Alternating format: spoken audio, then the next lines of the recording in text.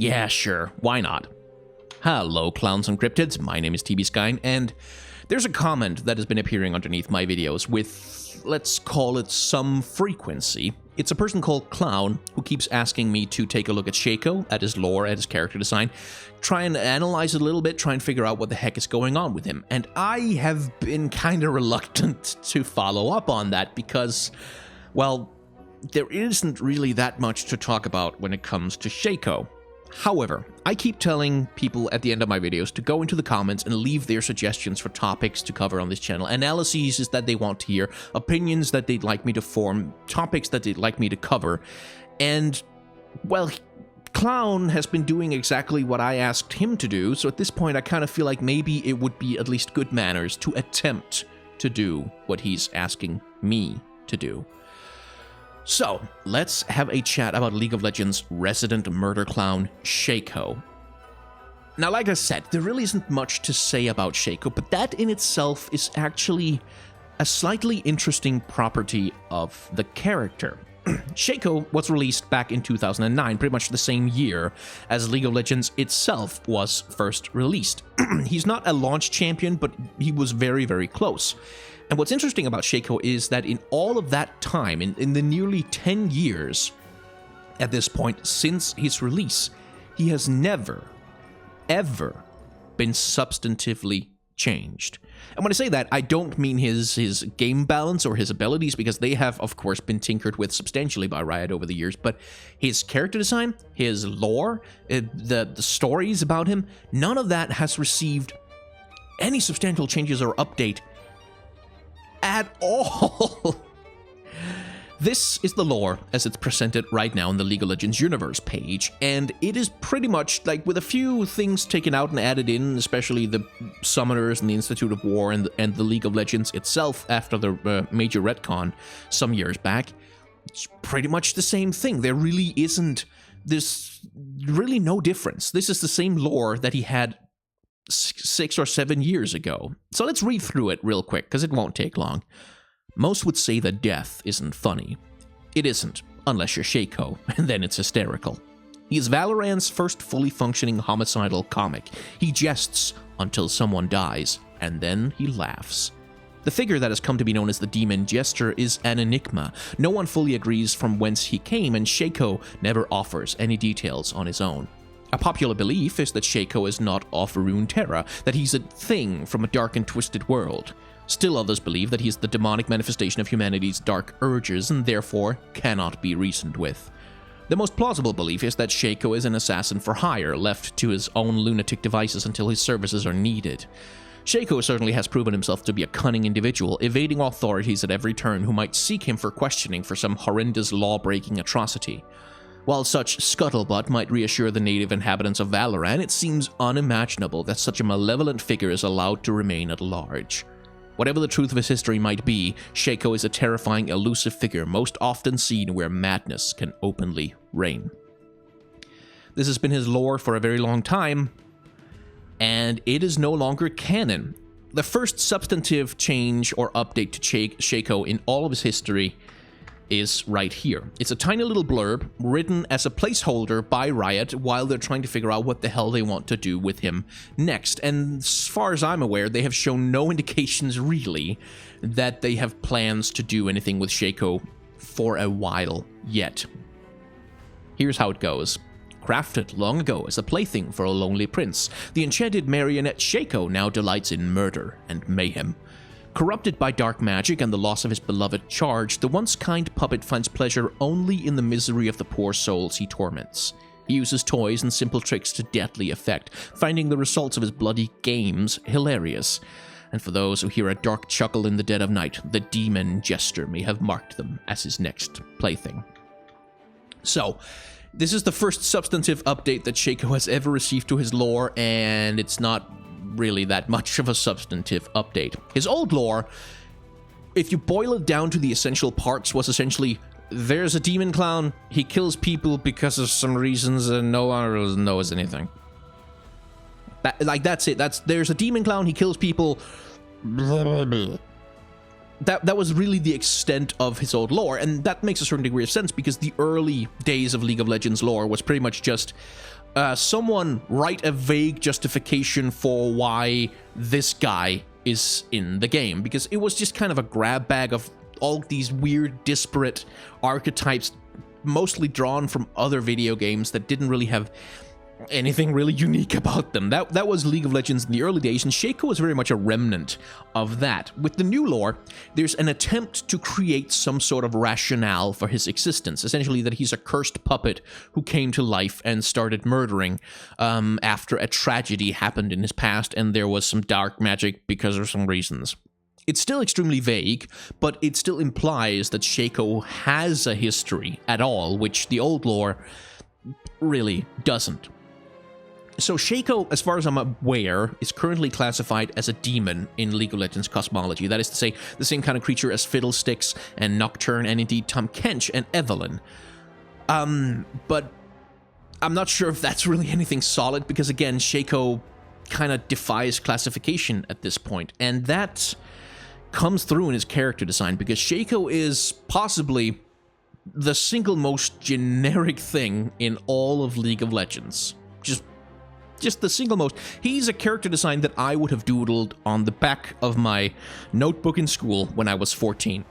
He's a character design that appears in someone's shitty webcomic. He's a character design that Rob Liefeld would have come up with if he wanted to draw a story about the Joker, but DC wouldn't let him have the rights. He is a sample murder clown 436.png turned into a 3D model and let loose in a video game. He is utterly featureless. Like, there's nothing unique or interesting about him at all. He has no original features. There are no original ideas with him anywhere. His face is literally just the Joker. Like, it's literally just the Joker. He wears a Jester's outfit with no identifying markings, like nothing that ties him to any aesthetic or any faction in League of Legends, nothing that ties him to anywhere in the League of Legends video game. Nothing about his lore has him make any meaningful connection with any other champion or indeed any region in the game.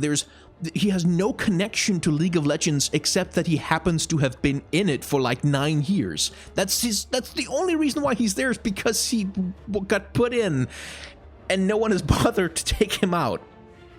That's it. Like, that's all Shaco is this thing that just kind of happens to be there on accident at this point.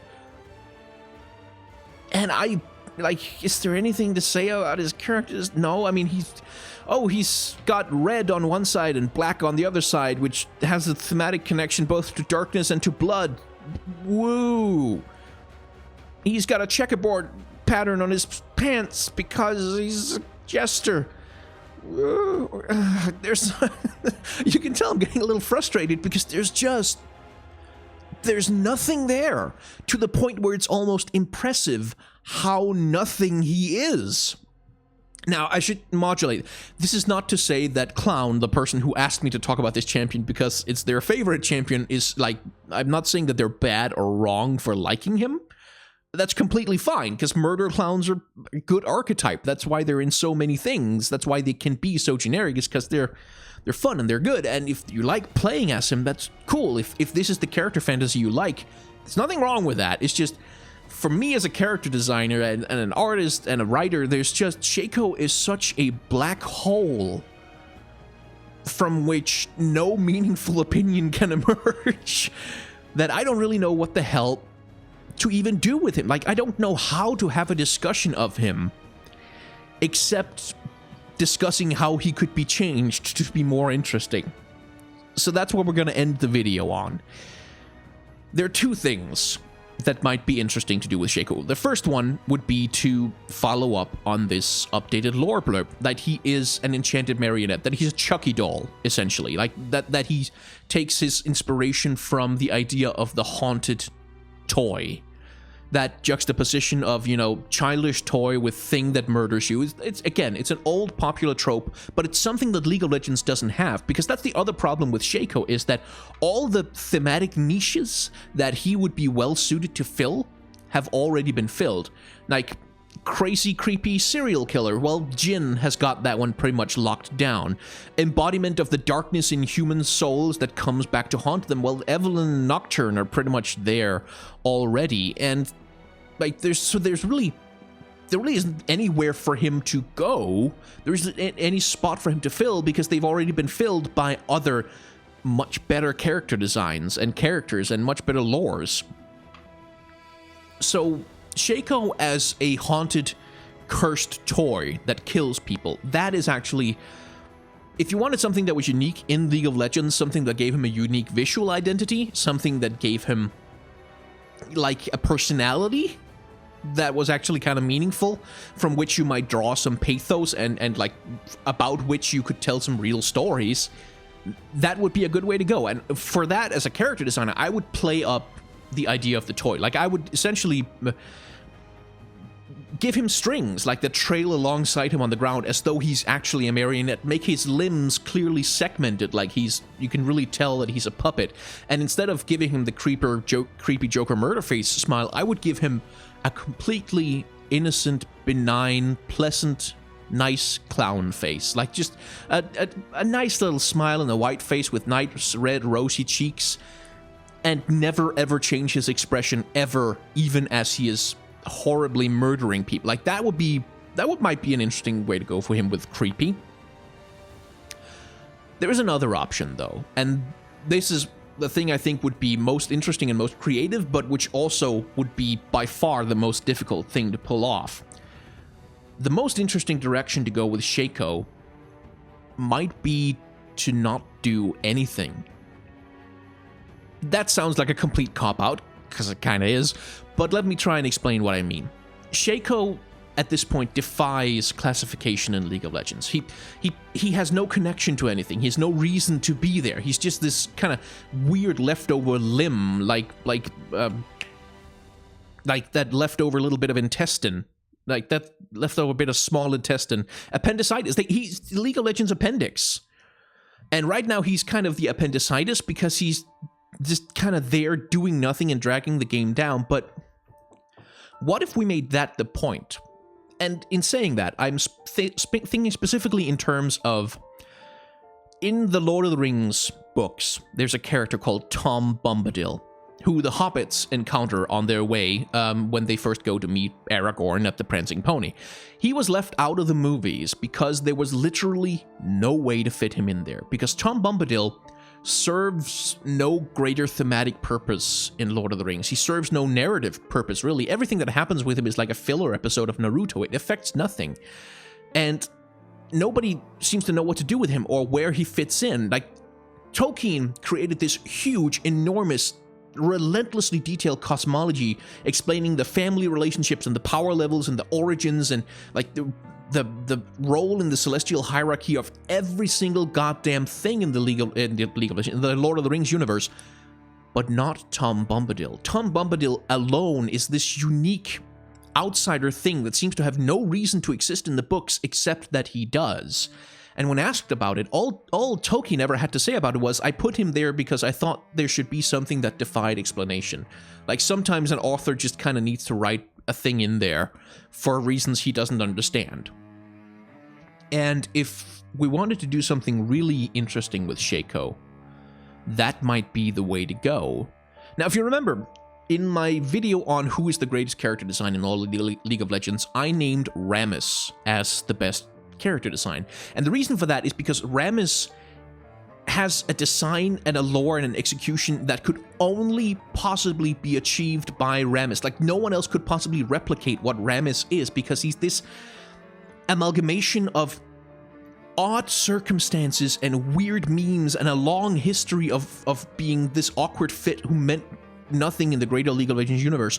And then Riot decided, okay, how do we deal with that? We lean into it. And they crafted an entire mythology around this idea of Rammus as essentially an IRL shitpost, just popping out of nowhere, doing weird stuff and disappearing again with no explanation. And that's what makes him so freaking great.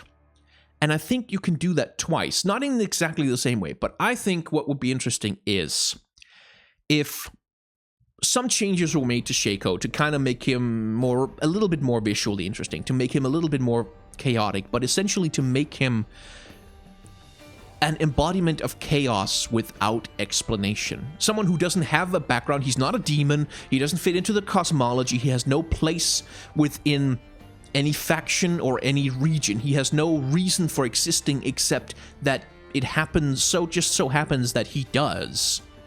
And what I would change about his character design is I would keep sort of the semi-generic murder clown aesthetic, but maybe give him some different weapons at the very least, maybe update his character design to be more chaotic and less ordered. Like, that's the other thing about Shaco, is he's supposed to be this chaotic, weird-ass murder clown, but his suit is immaculate. What the hell?